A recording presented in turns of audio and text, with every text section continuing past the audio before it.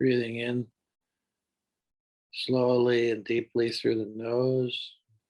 Breathing out slowly, deeply, fully through the mouth, through the pursed lips, if you will. Let's do a couple more of those.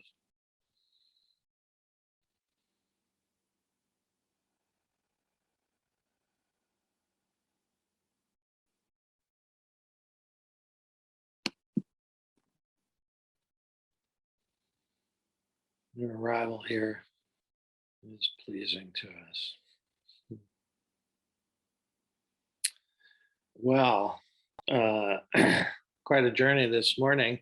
I think I'll just start with this poem, which is a poem I wrote in about 2005, and it's aged pretty well. It's still true to me, and I think helpful to us in what we're going to do today. It's called Nirvana. When asked by the Brahmins to define Nirvana, the Buddha replied somewhat enigmatically, not suffering. The cessation of suffering does not mean the cessation of all pain,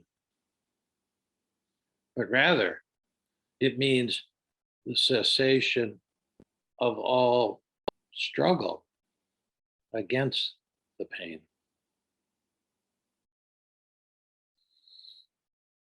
The Buddha was this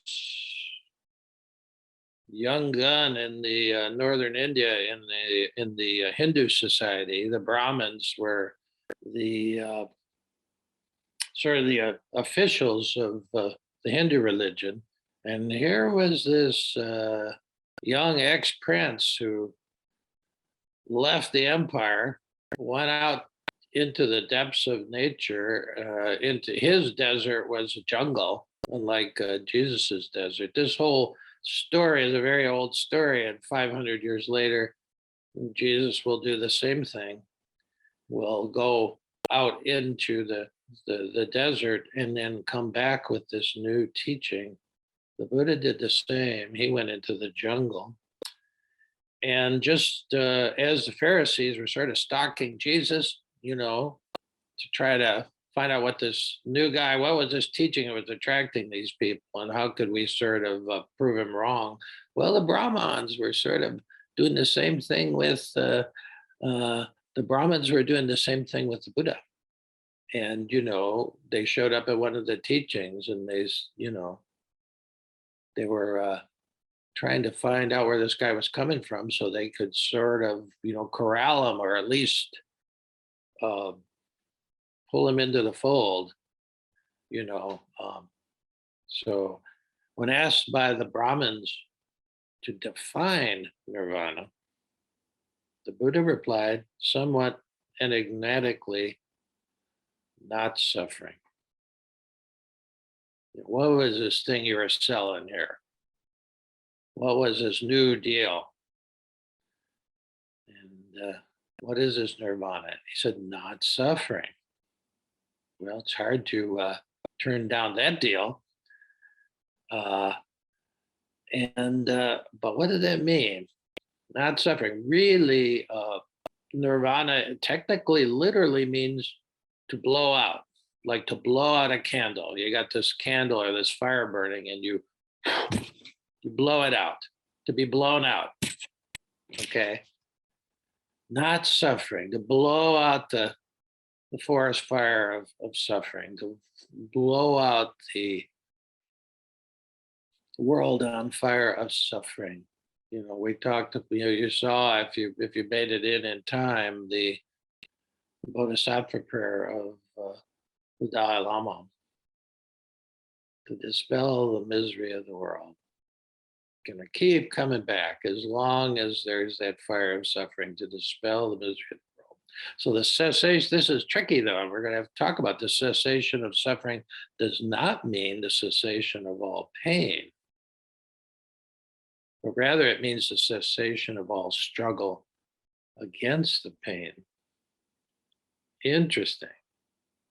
So the key to not suffering is not struggling. Interesting. Hmm.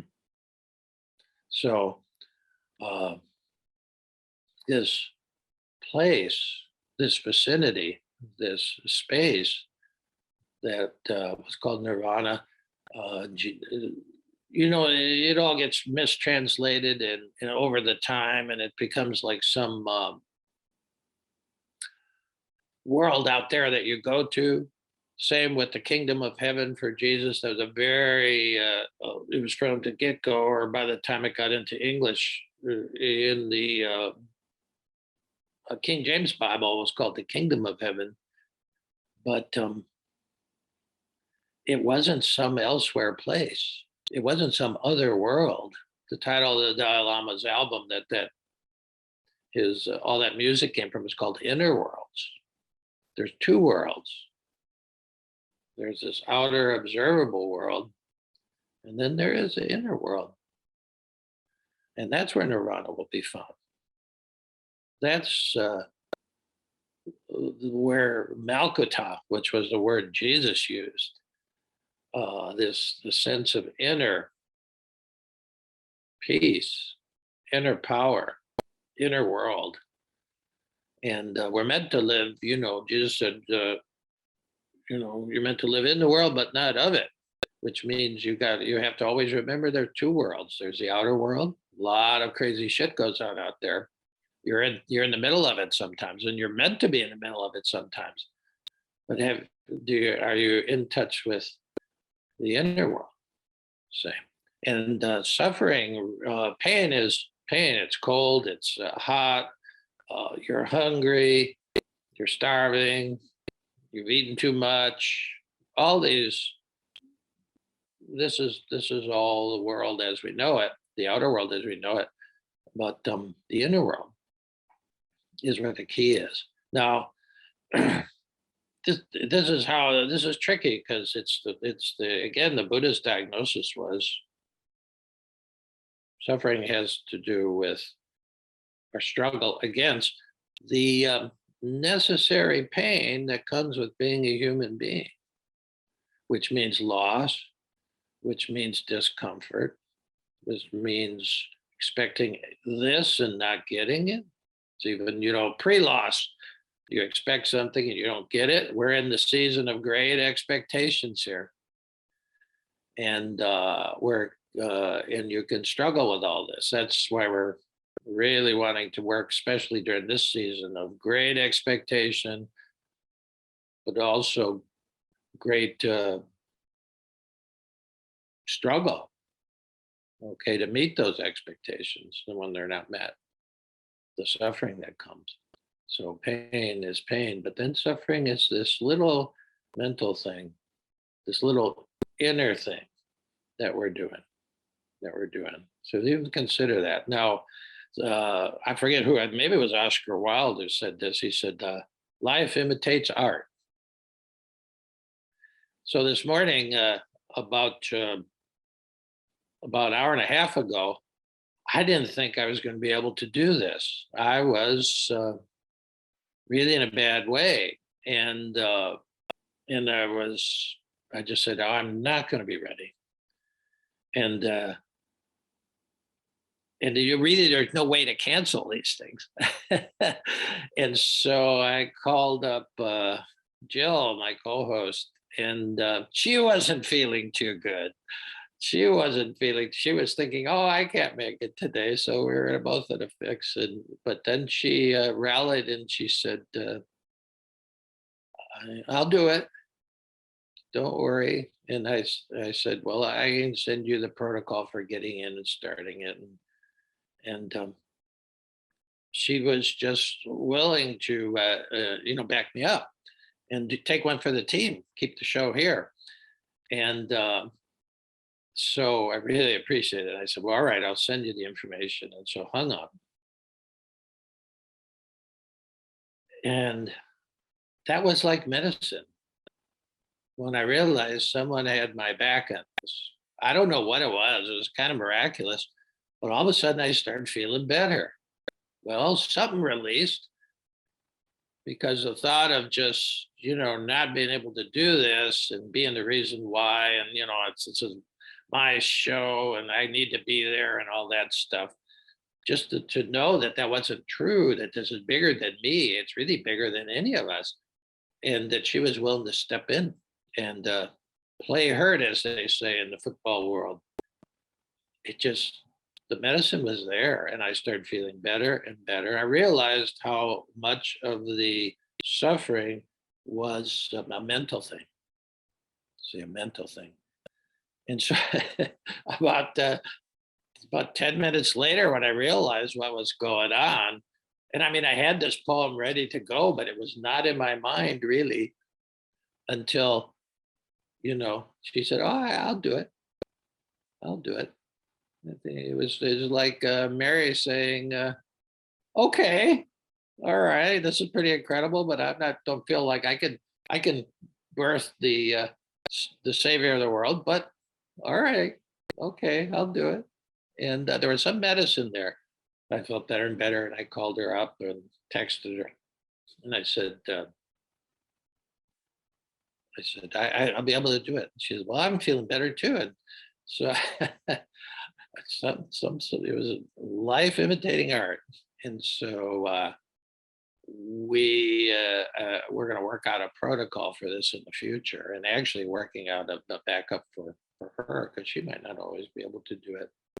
But the thing that came through to me was how much my inner struggle in the inner world was exacerbating the very real pain and discomfort I was feeling physically. And how when that, what a relief it was to know somebody had my back. And also to realize that this space we're in now, this space for grace that has come up, created, is more important than one person or two persons or 30 persons. It's not dependent on any one person. Yeah, it's really amazing to realize. So the cessation of suffering does not mean the cessation of all pain, but the cessation of the struggle against the pain. Yeah, when the inner struggle that we attach to all these things releases, it's, you know, it's a kind of medicine in itself. That's worth thinking about. How we can learn this, learn to lessen this tying ourselves into knots over something psychological. There's a lot of psychological pain there, uh, which was keeping the physical pain in place. Yeah, it's worth thinking about. So I remember just one other thing, that it was years ago. Uh, One of my first talks with my spiritual director at the monastery, Father Gregory, and when I asked him about the belts the old monks wear, some of you know this story, but I think it's worth talking about.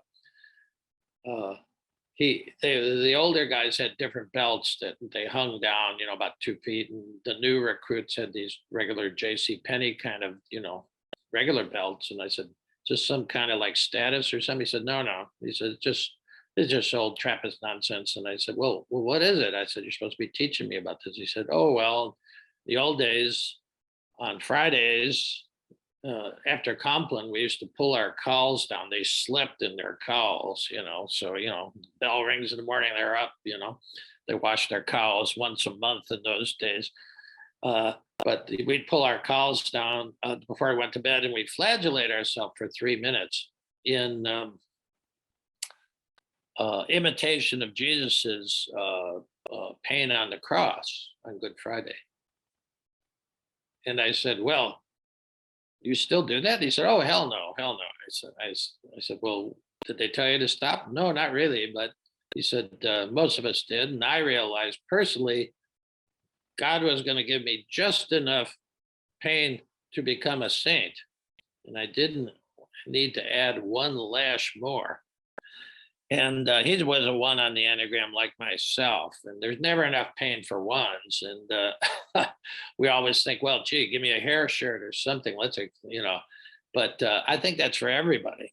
That life will give you what's called, the necessary pain of becoming divine, of becoming who you're really meant to be. There's necessary pain that is part of the process, just built into having arms and legs and stomachs and, you know, viruses and all that.